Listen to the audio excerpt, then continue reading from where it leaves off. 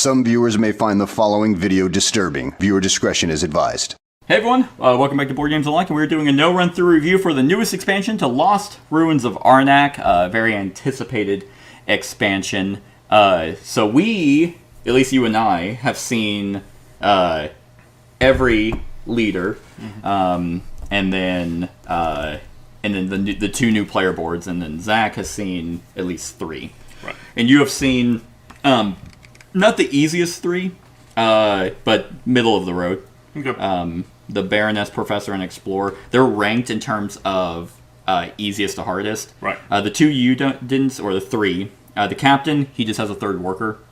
The Falconer has a Falcon that lets her, use... She gets, 4 spots. 2 of them are, free actions, giving her some stuff, and the other 2 let her activate dig sites, a level 1 or a level 2, without going there.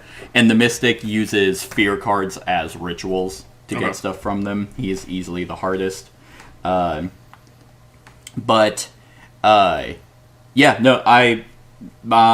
opinion still pretty much stays the same. This is a fantastic expansion. I love all of the... I've only played as 2 specifically, but I've seen all of them played now. I think they're all great. Yeah. I think they're balanced, but they are difficult. I think the Mystic is weirdly the odd one out. Compared to the other 5, the Mystic feels the hardest. Because I think who had the second hardest? You did. Okay. As the Explorer, she's like the 5th one. She seemed pretty straightforward. Yeah, there were a couple times I felt I didn't optimize her, but that was more just not thinking through the turn. Right. Yeah. But the 5 leaders feel like they always gain something, and the Mystic getting fear cards feels like it's a penalty unless he gets an engine to constantly get them out of his deck. Right. Because it's not just fear cards that he gets, from doing actions and stuff. Every time he draws up his hand, he adds a fear card. So pretty much the way I would assume you play him is you don't take actions that give you extra fear. Right. You just rely on the one that you're generally getting. But Zach is the one who played the Mystic. But no, this game was phenomenal. I thought everyone's abilities, because we all got something pretty much the entire time. Yep. It wasn't everyone felt really, really cool. He is awesome. The Professor, he's my favorite way to play the game is getting the artifacts and getting the cards. And the way I happened to get him built, it was just happenstance. But I literally went through my whole deck. Right. I mean, that's never happened. I got fucking 32 points just from item cards, which is that's literally double the last score that I got from item. And in that game, I was literally buying. We went through rounds where you just start top decking. But yeah, him having artifact cards that are only his own are really, really cool. Yeah. So, what are your thoughts on the expedition leaders? And the leaders, for the record, those are the highlight. I love the fact that there's new tracks. That just gives different research options, some variety. But yeah, the leaders are kind of the bread and butter of the expansion. Yep. So, what are your thoughts? What are your guys' Starting thoughts? with me. Yeah, well, yeah. We played this before. We gave it kind of a loose review, and then played it again because the Mystic sucks. I think the first time I gave it a 6.5. This would move it up to a 7 at least, and it could go up more. Awesome. From there. Awesome. The game itself probably dropped a half a point for me. This is the third time I played this. The fact that you have to go into this and the research track. You can't choose to fight monsters and just focus on that unless you get all of them. Yeah. Which would be very luck based. Right. So you're forced to do this track again. That's why Dune is the better game because you can do. Oh yeah. Well, in the People's Top 100 for the Dice Tower, Lost Ruins was above it. So suck a chode. Literally everybody else rated it in their top 10. But yeah, I but think those are 3 people. The people's choice is 1,000 people. Those are Those 1,000 people are all wrong. Sweaty sweatpant dudes typing at home versus people who played board games for 20 years. But this track, I like that they updated it. It's much more difficult than the base track. That's Yes. one thing that Yeah. they've Yes, both of them are. reviewed. Yes. Yeah, significantly harder. Yeah. And I always, whenever I went to that, it was always my last step with my leftover stuff when it should have been the focus the entire time. Mm-hmm. Which it's I like it better than the base ones. I like that they changed it up because I could see it getting a little samey if you're just going over the same track over and over. Yeah, Right. so you have 4 research tracks total with the expansion, these 2, and then the base board has 2. So yeah, so to that point, the Dice Tower specifically brought up that, and you're right. Because Camilla was the one who brought it up, and I'm like, no, that's correct. You can win without doing the research track, but if all the other players are going up on it and you actively choose not to, then yes, you will most likely lose. Right. Because this is where because the points jump. In this particular one, the I think it was the monkey one, it was like no points Yeah. until literally like the very last spot. Right. And no, you are absolutely correct. Lost Ruins, that was kind of one of the things where it's like, oh man, yeah, you do have to do the research. And Right. everything about the game is geared towards Doing the research track, which thematically makes sense. But I can see that being a problem where you want to play a game where you could just be like, I want to do whatever I want, and Right. and hope that it's a valid strategy. And I completely agree with that train of thought. This isn't necessarily an end-all be-all. I would probably say 75-80% of the time, if you actively ignore it, because I was wondering if you were trying to see what the points were if you didn't touch this. And I was like, yeah, just because 5 points compared to the 39 that, or 39 that a player can get is too big of a point spread. Yeah. So it's kind of like, if no one touches this, then it's going to be based off everything else. But if someone's trying to run that, but you kind of have to keep up with them. Yeah. Right. So you're right. And it's weird because normally I'd be like, I wouldn't like to be railroaded in a game by doing kind of a meta or a strategy. But for some reason, this one just works. Like, it feels like the game is your explorers of this area, so this is thematically what you're doing, and everything else just enhances that. Because granted, I almost got more points based off artifacts and cards than I did from going up on the track. Yeah. But the artifacts and cards that I bought are what allowed me to go up the track. Right. Yeah. And I think that's why the Expedition Leaders is huge, because that's such a central focus. Having 4 research tracks keeps it from being completely boring. Yeah. But yeah, so Zach, what do you think? I like it. I still, with the leaders, I haven't played this game enough to say like it was boring without the leaders, but the leaders were fun. Yeah. They were unique. If this is the second most difficult, it was fine. Yeah. Like I haven't played with the Mystics, so I don't know how difficult that one was. So you start with less workers, and extra workers, in essence, for her cost more resources. But so in Yeah. essence, I start with 3 workers. When you guys start with 2, and then by turn 3 you have 4, in essence. Yeah. And you have cards that you can basically use they have snacks to activate the cards instead of using the cards. Yeah. That's kind of cool. I like that.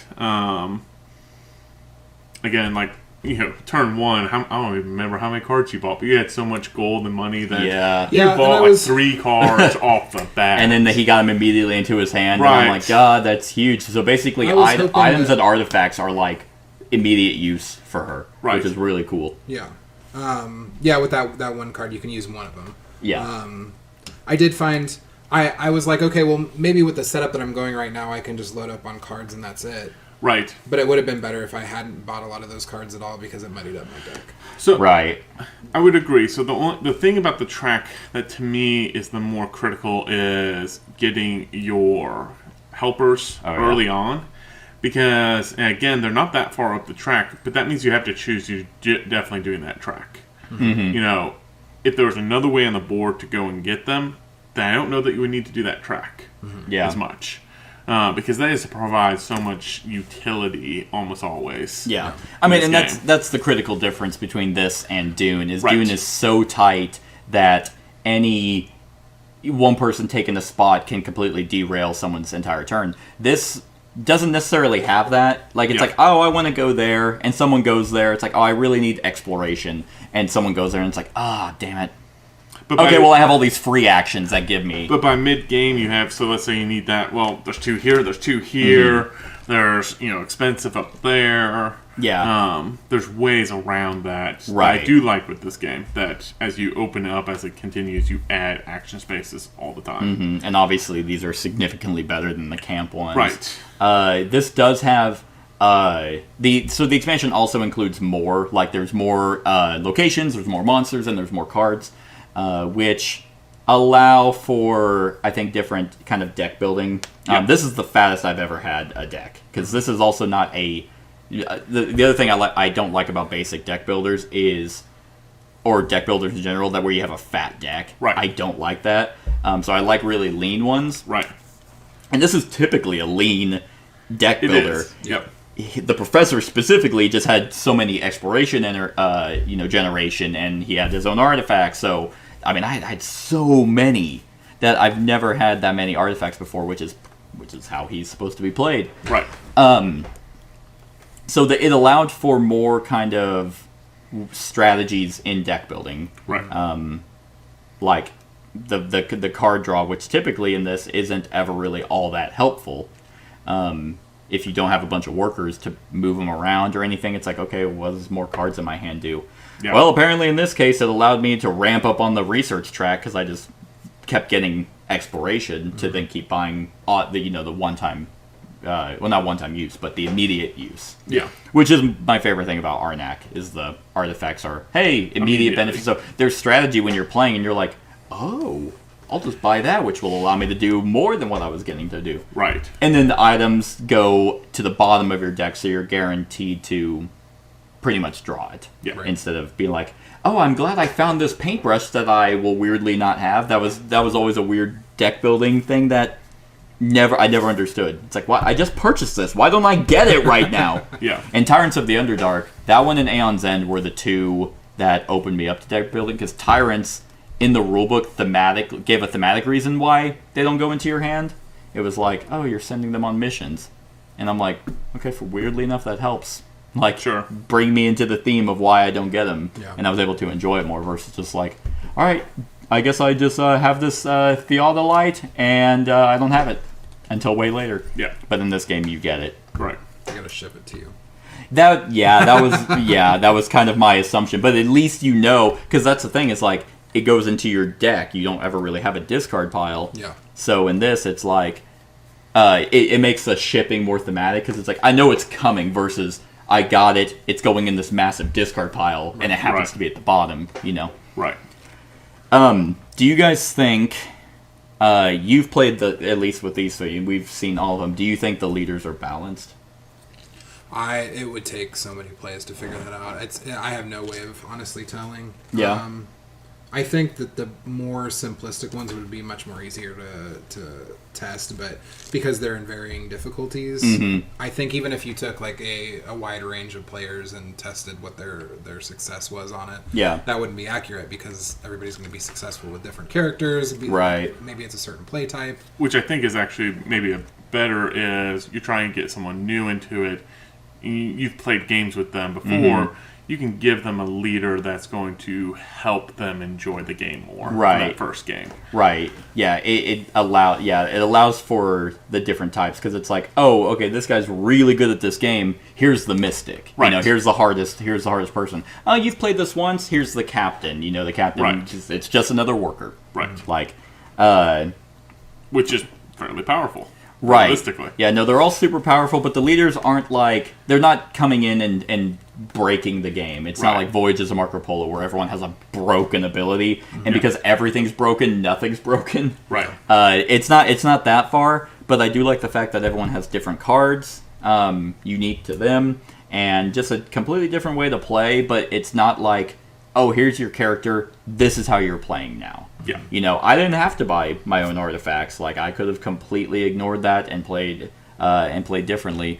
I mean, and Lost Ruins, of course, it's not like the most open-ended sandbox game in the world. Yeah. But what it goes for, it's extremely solid. Yep. This one I do prefer over Dune Imperium. I don't think Dune's a bad game by any means. I'd play it. I think I ranked it a 6. Yeah, I think Karini and I ranked it a 6 in the review. I don't remember what you gave it. Did you give it a 7? 8. You gave it an 8? Yeah. But I do want to try Dune Imperium with its expansion because they both kind of released at the same time. Yeah. Dune, I think from what the Dice Tower said and other players, is it opens up the game more. Like there's a new There's a tech, lot of there's a people new say track. they won't play it without it anymore. I can definitely see that because the biggest thing about Dune Imperium, it's not even the deck. The deck building's cool because, like you say, every card does something, Right. and which is awesome. It's the worker placement that it's like, man, these all do something. Never mind. Like that one person happened to take. I'm going last, and but if there's like more places to go, that it's not as critical. Yeah. Then I can see the expansion bringing it up. Right. But the theme of Dune does nothing for me. Yeah. Like I even saw the movie. Because we recorded the game and then went and watched the movie. Yeah. And I was just like whiplash trying to fucking follow that. I was like, what? Who are these people? Yeah, and I think Can I get like a pamphlet or something so I have any Karini- idea what's going on? Karini came off of it wanting to read the books. I've read like 3 of the books, and they're they can be complex. Yeah. Yeah. They're far sci-fi. Like Right. It's like it almost it feels gets like what is it, Frank progressively Herbert? more and more crazy as the series goes on. Yeah. Yeah, is that the author, Frank Herbert? Yeah, he did a lot of acid. When I was about to say, I'm like, he did a fat line of coke before writing probably that those too. novels. But I listened to a podcast on Last Pod, or it's not Last Pod. Last podcast on the left. They have their Dune cast. yes, where they Yep. did their deep dive, and I listened to their review over the movie, and they liked it. And Henry was like, what the movie did is it made people want to read Dune, and I'm Right. like, God damn, that's true. Right. It's like I just want to know more because the world seems super cool. Yeah. But yeah, so the game itself, I mean, this is no one can disagree that this is a better looking game, like than Dune Imperium. I think the cards look better. I think the board looks better on this. Oh, you like the cards of Dune Imperium? I like the more? art better on Dune Imperium just because that's more for me. But Sure. Sure. These are much more colorful. Yeah. Right. Much less muted tones. Yeah. Right. The board is probably the worst part in my opinion. That is Dune true. Imperium. I am curious to know, and we'll do a review on the Dune expansion whenever you finally get your copy. It comes in tomorrow. Yes. Yeah. We should play that this week. So we'll play because I definitely want to give it a shot. But I am curious because right now, if we're going off of the people's top 100, Right. which who fucking cares really, but Right. technically that's our only sample size. I think Dune Imperium was number 11, and Lost Ruins was 9. Was it? Yeah, they were very, very close They were together, very but close. this did ink it out. I am very curious to see, since this was released and then the new expansion for Dune, if they just kind of nudge in the same, because they both have expansions that enhance Right. the game, Mm-hmm. if they keep them the same, or if one happens to, like, if Dune Imperium now surpasses it. I'm curious to know how that plays out. I watched reviews for both, and this isn't me being biased, but Dune, everyone says it moves it forward 1 point for them. Mm-hmm. Arnak has positive review, or the Expedition Leaders has positive reviews Mm-hmm. overall, but they say it's. Most people say that the game can feel samey after you play it 10 times. Right. And Yeah. they say that this expansion expands that and it no longer feels samey, but they said it's still Arnak.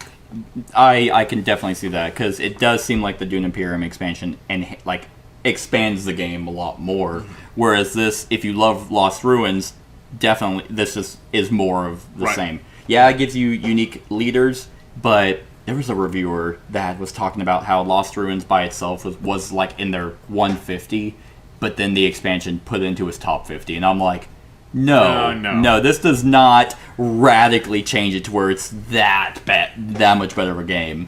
So to me, the best part of why Dune Imperium might be better versus this is Dune. You have lots of different options to make your track to win. Like it's just a 10-point objective track. There's so many ways to get those 10 points. Right. Here, it is true. You do kind of have to focus on that research track, at least mildly, to be in a competitive zone. Right. A lot of everything else works in service of that. Right. That's the main engine, Right. which, yeah. Which Yeah. then can make it samey because I can't play different strategies. Dune, I want to just go to war. Fine, we'll go to war, and that's all I want to play. I've seen people win by combat. I've seen people win by cards. I've seen people win by resource means. And yeah. I mean, even the first time I played Dune Imperium, that's all I did was combat because I had the shittiest fucking character. He sucks. He sucks so bad. You were playing it wrong too. Somebody posted about it. What? Yeah. Are you kidding me? Is he actually good? Well, there's something you can do, like you can put warriors on the board immediately or something. I don't know. Well, somebody posted about it in a comment. Okay. But that's all I did was combat. I think I got like 8 or 9 points from just doing that, and I'm like, oh, okay, which is not bad considering it's a 10-point game. Exactly. Like I did well, and it was like right at the very end where I'm like, I can't win this combat. And that's part of why I like it is you can. We played a game with like Josh a little while ago, I think, and somebody was going aggressively towards combat every single time, and it's like, I'm not going to touch that. I'm going to go somewhere else, because if there's enough room for 4 players to do 4 different things and focus on it. But then you butt heads in those areas because everybody's trying to do a little bit of everything. Right. Which this isn't a Dune review, but no, I could it's talk not. a long time. But they're definitely they're tied easy. To each other. Yeah, obviously comparable. They released the same year, right? Yes, yeah, same year. I mean, and it was like the first time, to my knowledge, that there was worker placement and deck building. This is, of course, geared a lot more towards, I wouldn't say families, but it's leaning more that way versus gamers. Like if there's one, 2 sides. This is much more. I see it as much more resource based too. There's resources in Dune, and there's like 2, 3. I mean, I can get more people probably to play this game than I can Dune Imperium. But that doesn't necessarily always make a game better. I can get people to play Catan all the time. Right. And I don't want to play I've gotten rid of plenty of good games because of that reason. Right. Yeah. It's like, never going to play it. Great Wall, I'm still having those troubles with currently. It's just hard to talk people into a 3-hour game. Right. Right. And, I mean, but this one's still, like, if this is a great expansion, right, it's not a necessary expansion. I don't think.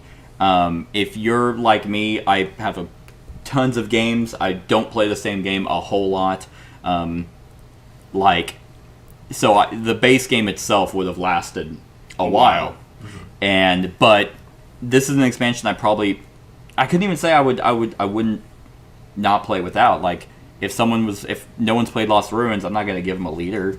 You don't need a leader. Like, let's just play the game. It's open enough. I mean, I'll keep all the extra cards and the extra all that because nothing changes with that. But I wouldn't be like, hey, break the bank or, run out and immediately get expedition leaders. Right. Unless you love Lost Ruins. Do you think there's more cards that allow you to, like, flesh through your deck? Because it seemed like that in this game. I do feel like that, and maybe I just got them all, but... No. I got a few, too. I think they might have come with the expansion, because... Yeah. I wish we can... I felt like this time there were a lot more ways for me to get through my deck. Yes. I feel like that should be a thing. Especially I in this agree. game. Absolutely. Yeah. I'd have to look, because they do have an icon. Because, we have 3 locations out there that have draw.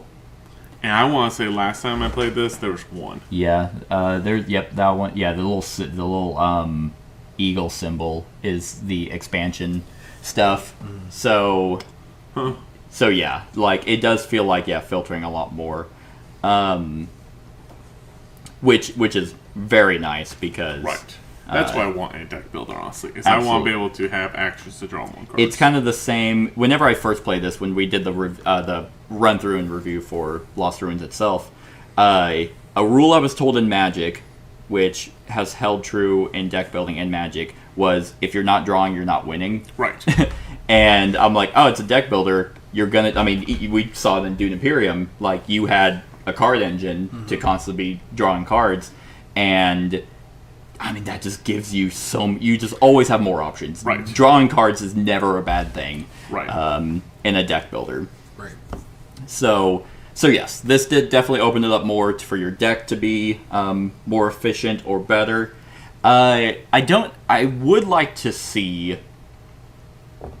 an expansion that made it to where you didn't have to rely on the research track. Yeah. The fact that there are now two new ones makes it to where it won't be stale. Because the other one, I'll just flip this because it doesn't matter. This one basically forced your magnifying glass in your notebook to go different paths. Right. That was cool, and then had an artifact to where you get to use it. The other side did a similar concept, but there was a guardian that no one could pass until it was defeated. So that was just kind of another race to go kill that thing. But the points are radically... I guess not radically different, but it is more. Getting up to the top tier with your magnifying glass is 20 or 28 versus the other one where it's 15 or 23, so 5-point difference. And this also included ways you didn't have to go all the way up to start buying the whatever those are. Sure. You didn't have to. You could just get up a little bit and then just buy a bunch. Yeah. So that is really neat. But still, once again, these aren't so like. The tracks aren't one of those where it's like, oh my god, it's now radically different. It's like, oh, it's a different track. Yeah. Nice breath of fresh air, but you're not. It doesn't drastically change. Unless Lost you've Ruins. played a ton of games, it's not going to change your Exactly. path of strategy. Like the expansion for me doesn't increase it in a score, and it doesn't lower it. Right. Like I love Lost Ruins. This is more of a good thing. So but it's not like Lost Ruins is a 9. This doesn't make it a 10. Right. Like, whereas I can see from what I've heard of Dune Imperium, I think I could easily see it being from a 6 to a 7, or even maybe depending on how good it is, 6 to an 8. But it's definitely good. Like, I'm curious. I would just love to see a expansion for this that is kind of like, hey, I just want to hunt monsters, and that's a valid thing. I want to explore, and my person gives me a lot more points to explore, for exploring or collecting. I don't know much about these designers, but I think this is their first. I want to say design? it was their first. is it? I think so. I think seeing as it's as successful as it is, I feel like it wouldn't be surprising to see one later on. But. And CGE is just a solid production company. Yeah, they're great. Let's see. Yep, top game. Oh, well, let's see all 3. Nope, yep, just Lost Ruins. Huh. Is what they got. Yeah, because thematically, it's like, Lost Ruins was you kind of exploring this country or this whatever. So the research track makes sense, but it's like, well, people would come to Arnak now to hunt monsters. Sure. So that could be a valid way to get a bunch of points or to collect artifacts. And you do that, but it's a side thing, and it'd be nice if it was like a main thing. Yeah. Right. So we'll see. But you guys got anything else for Expedition Leaders? No. Let's see. Real quick, I think from what I've seen from the 6 leaders, the Professor might be my favorite that I've seen or played. What about you? You've seen all 6. Which one Not did you? Mystic. The Falconer seems like it would be cool to play. Falconer looked pretty cool. I'd like to play that on the next one, potentially. But And that's the thing about the Mystic, though, is he does play so radically different, or at least forces you to play radically different. It would have been nice. These guys are kind of like, oh, hey, you can get unique artifacts that no one else can get. But the Mystic is just so weird. It'd be nice if everyone else was just as weird. I was watching reviews to see if anyone said, and I don't get what the Mystic is doing the entire time. And nobody said anything about it. But every time they talk about it always from the least complex to the most complex. Mm-hmm. And they say, this guy's cool. He has 3 workers. This lady's cool. She has tons of money and can get a bunch of cards. You can just get fear cards from him. Anyway, and it acted like that wasn't a deal. I don't understand the benefit. I know there's some slight benefits to his, he has an extra idle space, and he has a little bit more abilities as far as options with that goes. So he got to use fear cards to do what exactly? So whenever he exiled fear cards, it goes into a ritual stack, and then he has personal cards you had to exile to perform a ritual. 2 fear cards allowed you to. I'll just fucking grab them. There's 2 cards out of your 4 starting cards that allow you to or do 5 extra starting cards stuff that allow you to exhume those cards, and then you can do the ritual. But the ritual doesn't give you that big of a benefit. And for the largest benefit, you have to exhume 4 cards and then do a ritual on top of that to kill a guardian. Yeah, which- so 2 fear cards let you get a exploration and a gold. 3 fear cards let you buy an artifact for 3 cheaper, and then 4 let you defeat a guardian. So, But the problem is did he his have any engine to exile things? Like, were any of his cards like technically one? yes. His idol. He has 2 extra idol abilities. But the thing is, since you have so many fear cards, and every turn you get a new fear Yeah, card. when you drop to 5, when you do draw other fear. things, you get fear cards. So your hand is so full of fear cards, you can't buy anything because you're not making enough money to fill your deck full of anything. And that's what I was wondering if, like, one of his cards was exile fear card. It is, yeah. Okay. The top ability lets you exile a card. But if you're going to perform rituals, so like, I mean, no one else is as restricted in their special abilities. You Right. always have your No. snacks.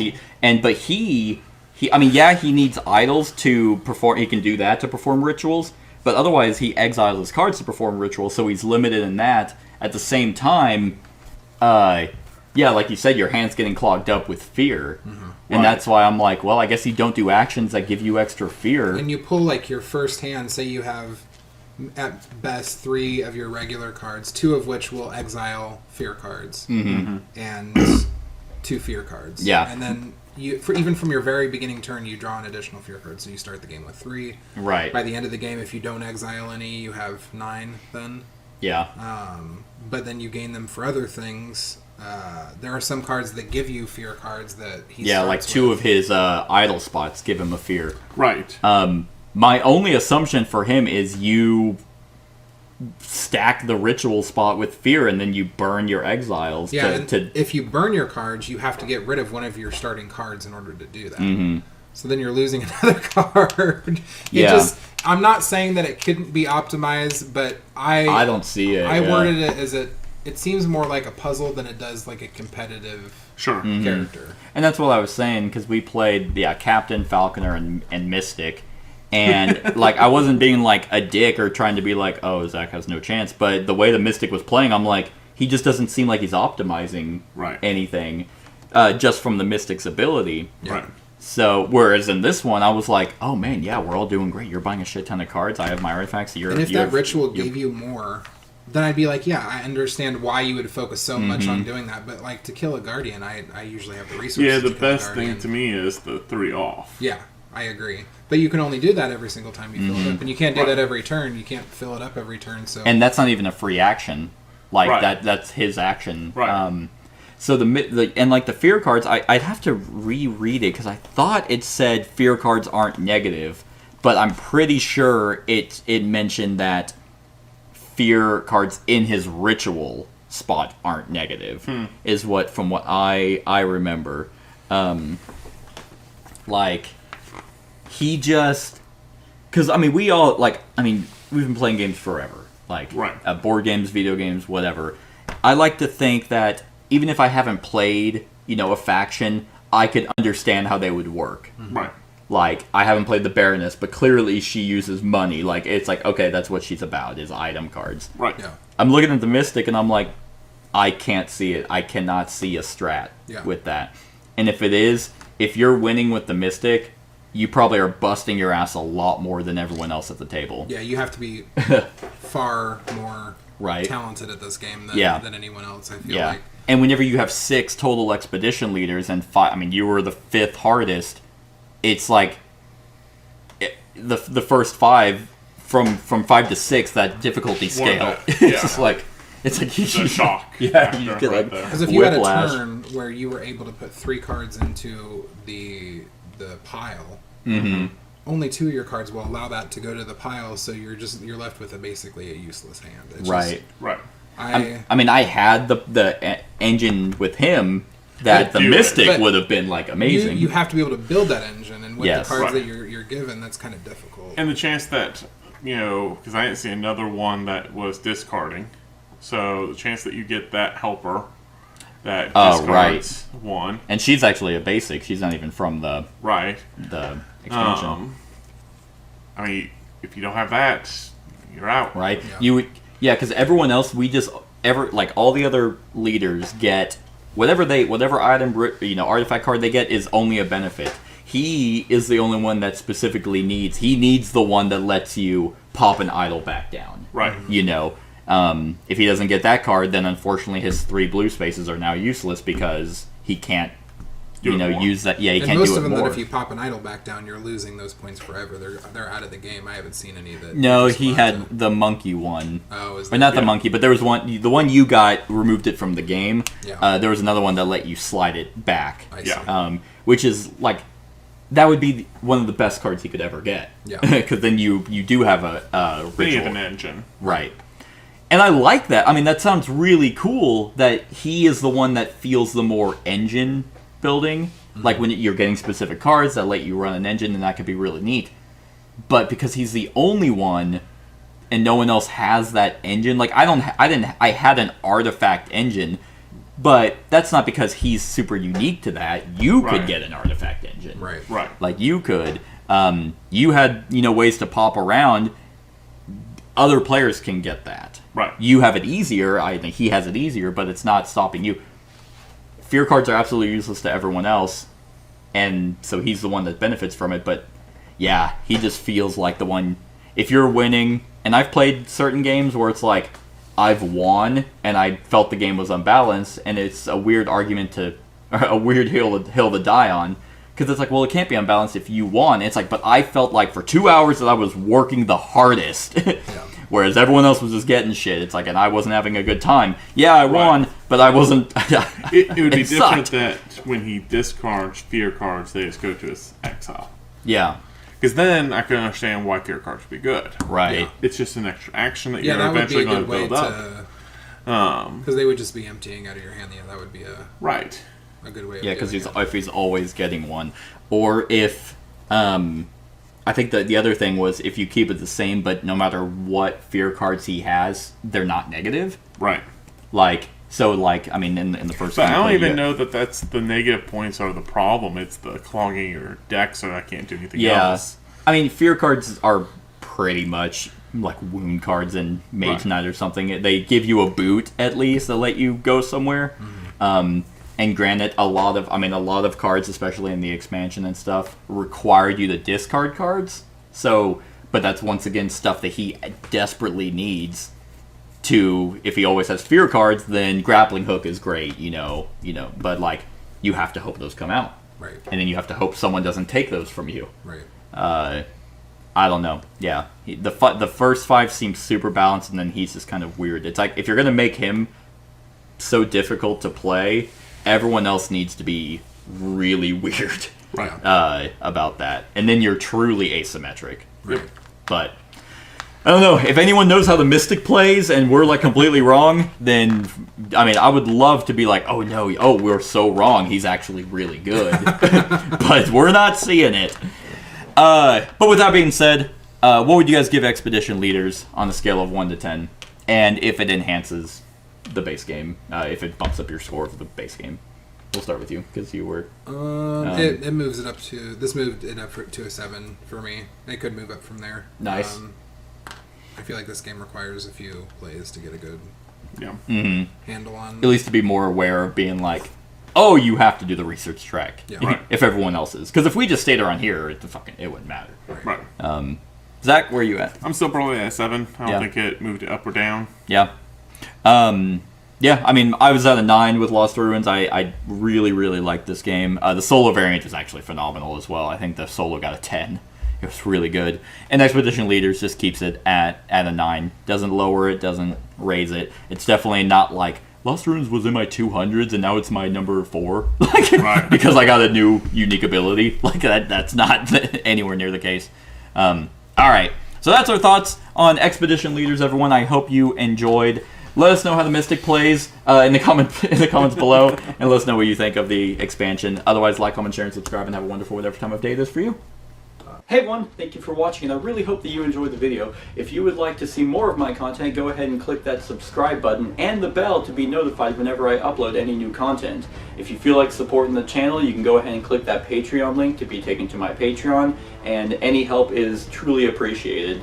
Other than that, stick around for any other run-throughs or reviews or cool top 10s or whatever I feel like putting on. Other than that, like, comment, share, and subscribe, and have a wonderful whatever time of day it is for you.